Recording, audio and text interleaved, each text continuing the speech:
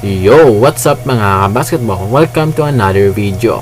Bukas, haharap na ang Gilas Pilipinas sa bansang Vietnam sa men's 5x5 basketball. Pero huwag basta-basta maliitin ang kalaban dahil ang Vietnam ay may mga veterano, shooters at isang naturalized player na pwedeng maging problema kapag pinabayaan. Sa video na ito, isa-isahin natin ang lineup ng Vietnam, ang role ng bawat player at kung saan sila pwede maging delikado kontra ang Gilas Pilipinas. Kung gusto mo sa mga ganong video, mag-leave ng like, share at subscribe. Unahin natin ang pinaka-veterano at leader ng kupunan, si Tan Dam Dien.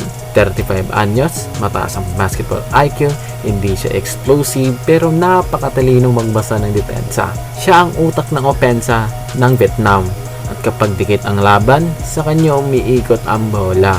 Kasunod dyan si Tai Hong Dang, 32 anyos, isang physical wing defender, hindi siya volume scorer pero malakas sa depensa at rebounding, mala Draymond Green, lalo na sa kontra na mas maliliit na guards. Nandyan si Min An-du, 32 anyos, isang utility player. Siya ang gumagawa ng mga bagay na hindi agad napapansin, katulad ng screen, help defense at spot-up shooting. Siyempre di magpapahuli yung naturalized player nila na si Dong Justin Yong, 32 anyos, may konting laki at lakas kumpara sa locals. Siya ang ginagamit nila sa loob pero hindi pa rin siya ang dominanteng center.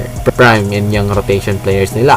Nandyan sa mga batang rotation naman may Trong Kien Do, 25 anyos, mabilis, energetic at madalas galing sa bench para magbigay ng spark. Pangalawa dyan si An Ket Ngoyen, 23 anyos, ay isang athletic slasher, kayang umatake sa closeout pero inconsistency ang problema. May dalawang Ngoyen na kailangan bantayan, Phong Vinh Nguyen, 27 at Phong Vinh Nguyen, 23. Pareha silang guards na delikado sa tres kapag nabigyan ng espasyo. Kasama na rin si Dang Kong Tran, 28 na anyos, isang wing defender na kayang magbigay ng open shots. Team identity and playing style. Kapag pinagsama-sama ang lineup na ito, malinaw ang identity ng Vietnam: shooting, ball movement at disiplina. Hindi sila lalaban sa pisikalan. Ang goal nila ay pabilisin ng laro, ilabas ang depensa at umatake sa labas. Kahinaan ng Vietnam.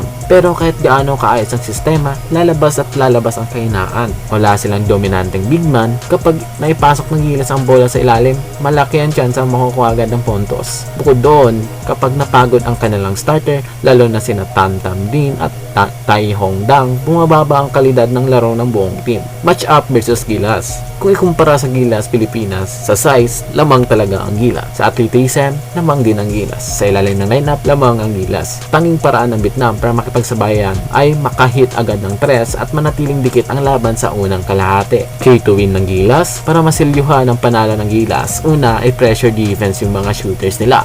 Pangalawa dyan, atakihin ang loob. Pangatot dyan, huwag maging kampante. Disiplina talaga. Kapag nagawa ito ng Gilas, kontrolado nila ang buong laro. Kaya para sa akin, malinaw advantage Gilas Pilipinas. Pero basketball ito, bilog ang bola. Kahit underdog, may chance ang manalo kapag pinabayaan. I-comment mo na ang prediction mo at huwag kalimutan mag-like, mag-share at mag-subscribe para sa araw-araw na Gilas update. Salamat!